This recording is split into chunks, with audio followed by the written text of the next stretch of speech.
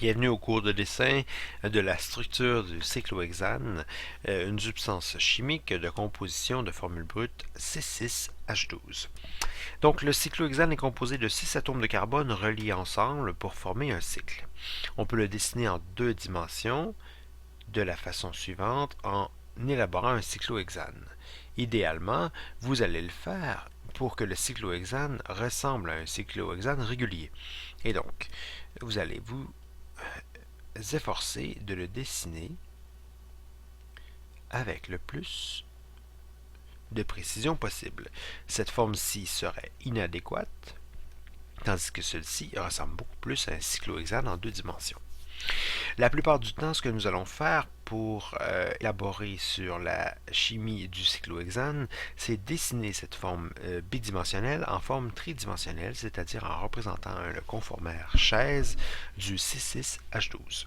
Et donc, pour dessiner le conformaire chaise, comme ceci, on peut suivre quelques étapes qui nous permettent de dessiner des chaises de forme évasée ou plus large, dépendamment de nos besoins pour représenter la chimie.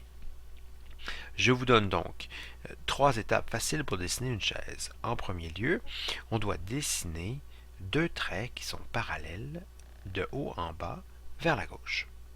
Ensuite, 2 traits parallèles de gauche à droite, comme cela. Et ensuite, on relie ce qu'on a déjà dessiné grâce à 2 traits qui sont parallèles entre eux. Et on obtient bien une forme chaise, ceci représentant le banc pour les fesses, le dossier pour la tête et les pieds vers ici. Ce qui est important de réaliser, c'est que dans une forme chaise, dessinée avec plus de fluidité, comme ceci, il y a des positions qui sont inéquivalentes. Et donc, en bleu, je vais représenter sur ce cyclohexane en jaune les positions axiales, c'est-à-dire perpendiculaires au plan du cycle. Le plan du cycle pourrait être, tel que représenté par cette ligne pointillée en rouge, un plan qui passe au centre du cycle à 6, tel que représenté ici. Donc, perpendiculaire à ce plan, ou à cette ligne, si vous voulez, imaginaire, nous avons donc des positions axiales au carbone, à chaque 2 carbones, si vous voulez. Et donc, position axiale vers le haut, et aux autres carbones, position axiale vers le bas. Je vais dessiner en vert les positions qui sont dans le même plan que les atomes de carbone qui composent le cycle, c'est-à-dire les atomes ou les positions équatoriales. Elles sont parallèles aux lignes du cycle. Donc on voit une ligne ici qui est parallèle à la position équatoriale de ce carbone-là. La position équatoriale de ce carbone-là est parallèle à la projection de ce lien-là.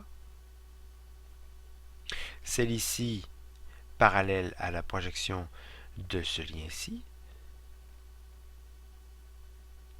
Celui-ci parallèle à celui-là. Celui-là parallèle à celui-ci. Et pour terminer, celui-ci parallèle à celui-là. Et donc, pour mieux redessiner celui-là qui est au centre, on pourrait, ou on devrait le dessiner parallèle à celui-là et les 2 carbone-carbone de gauche à droite. Voilà.